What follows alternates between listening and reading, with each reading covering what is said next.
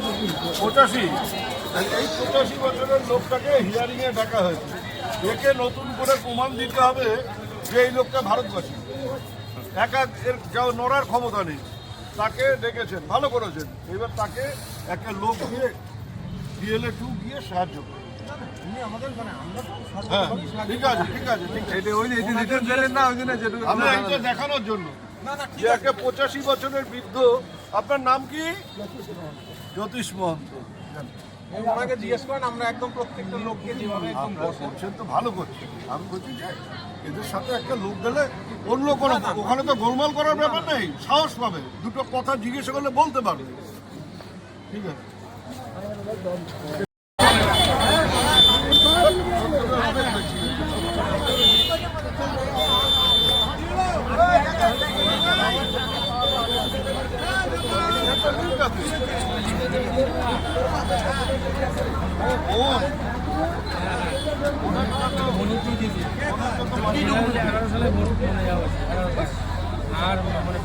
রাজ্যের মানুষের কাছে দেখিয়ে দেন যে নির্বাচন কমিশন কি অত্যাচার করছে সাধারণ মানুষের উপর এবং এই বয়স্ক নাগরিক।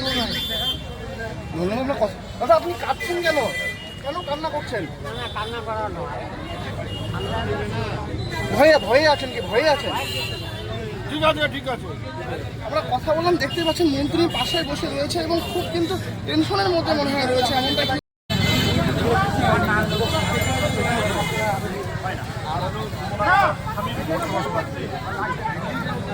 হিয়ারিং এর কাজটা আর এখানে আছে। 27 তারিখ থেকে চালু হয়েছে রাজ্যে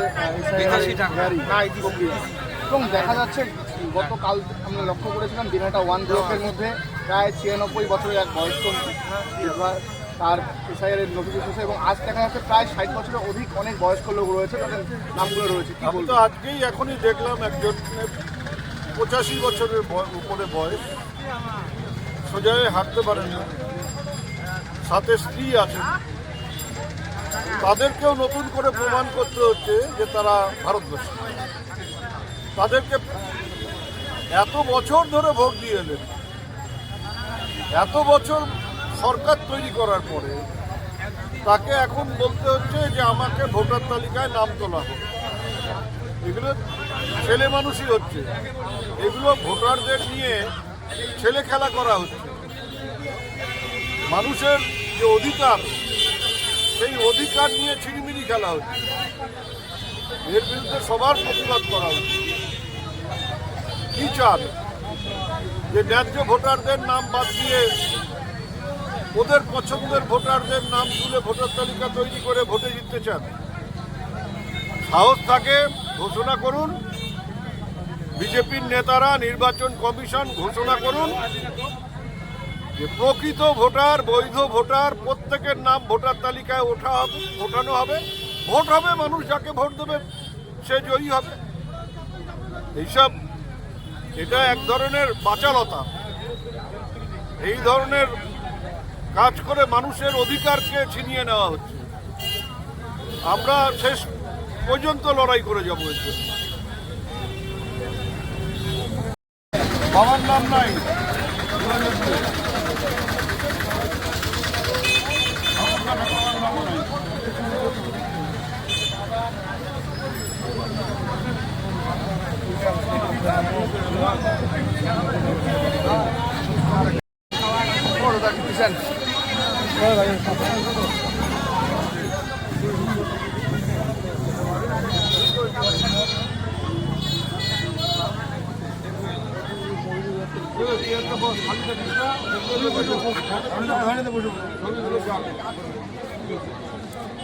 কেন এখানে এসেছেন?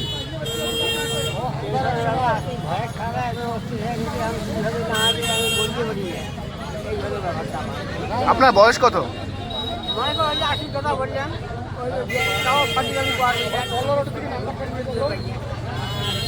আপনার তো চোখ দিয়ে দেখা যাচ্ছে, মনে হয় জল এমনটাই দেখা যাচ্ছে।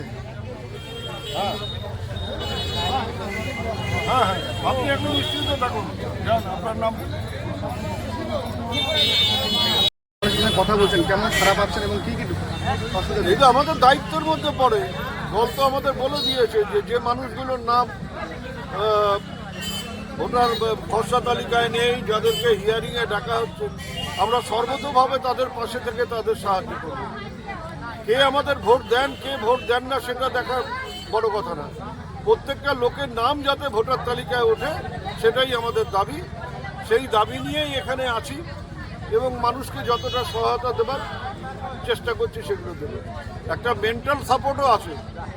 যেই যে এখানে এসছি, যারা অনেকে ভয় পাচ্ছিলেন, এখন একটু সাহস পাচ্ছেন। দেখা গেল আপনাকে ভিতরে এই রাজ্যের মুখ্যমন্ত্রীকে বিবাহের প্রস্তাব দিয়েছে, বিষয়টা কিভাবে দেখছেন? সোশ্যাল মিডিয়ায় ভাইরাল হয়েছে। ছ্যাবলামি কথাবার্তা করে কোথা থেকে ইসলামিক নেতা কে তাকে কি বললো না বললো, ওগুলো কোনো অস্তিত্ব নেই। সাহেব, কি কারণ বা কি আলোচনা হলো? ওই তো বললাম যে 85 বছরের বয়স্ক মানুষটিকে যে ডাকা হয়েছে, তিনি ভালোভাবে হাঁটতে পারেন না, তাকে নিয়ে দোতলায় ওঠাতে হবে। তা সেই এমন অনেক এখানে মানুষ আছেন যারা সাধারণ মানুষের সাথে, বাড়ির লোক ছাড়া অন্য কারোর সাথে ভালো করে কথা বলার সাহস পান না। সেই লোকটা কি করে তার সমস্যার কথা বোঝাবে? সেই জন্য আমাদের কথা হচ্ছে BLA 2-কে রাখতে হবে। সব দলই রাখুক। এখন অন্যরা যদি BLA 2 জোগাড় করতে না পারে, তার দায়িত্ব আমাদের না। আমাদের BLA 2-দের আমরা বলছি, BLA 2 যখন বাড়ি বাড়ি গেছে BLOর সাথে, BLA 2 যখন ভোটার তালিকা সার্ভে করবার ক্ষেত্রে BLOর সাথে থাকতে পারে, BLA 2-কে যদি আমরা এজেন্ট করি, তাহলে সে ভোট কেন্দ্রে থাকবে, ভোটারকে চিহ্নিত করে দেবে, চিনিয়ে দেবে। সেই লোকটার কেন অধিকার থাকবে না? আর এটা তো অফিসিয়াল, তাকে, তার নাম তো আমরা সরকারিভাবে জানিয়ে দিয়েছি সরকারের কাছে, নির্বাচন কমিশনের কাছে, যে এই লোকটা আমার BLA 2, এ হচ্ছে সর্বতোভাবে মানুষকে যেমন সহায়তা করবে, তেমনি নির্বাচন কমিশনকেও সাহায্য করবে স্বচ্ছ ভোটার তালিকা তৈরি করবার ক্ষেত্রে। তাকে বাদ দিয়ে কিছু হতে পারে না।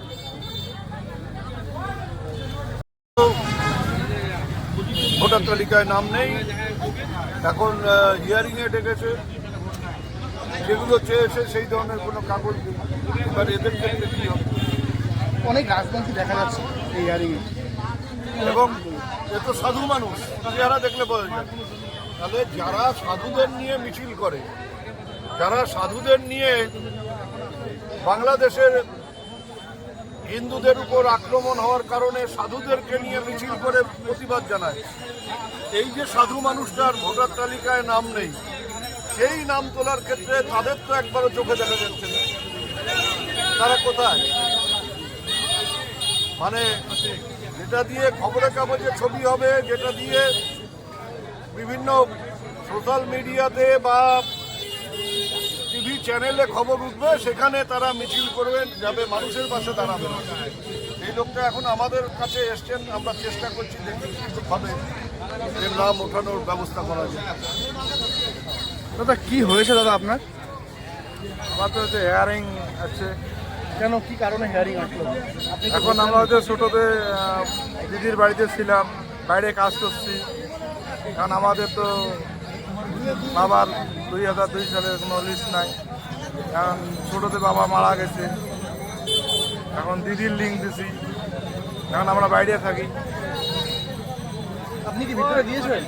না, যাইনি এখন।